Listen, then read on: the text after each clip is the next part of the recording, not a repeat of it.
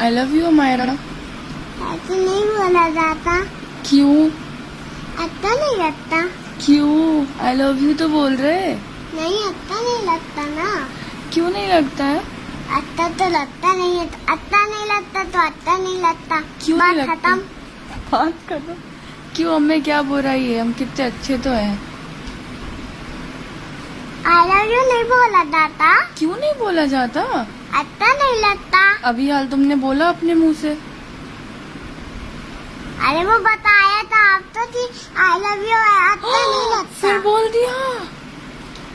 क्या हो जाता लेकिन आई लव यू बोलने से? अच्छा नहीं लगता। क्यों नहीं लगता अच्छा? अल्लाह पाक गुस्सा होते हैं। अल्लाह पाक गुस्सा हो जाते हैं? हाँ ऐसा किसने कहा आपसे?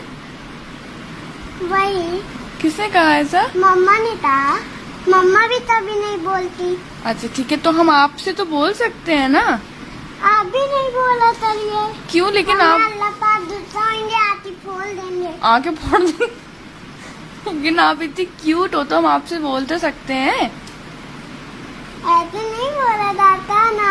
आपसे तो बोल सकते हैं, इतनी क्यूट हो। नहीं बोला जाता। I love you. नहीं बोला जाता। I love you. नहीं बोला था। नहीं बोला जाता। नहीं बोला जाता। I love you. नहीं बोला जाता।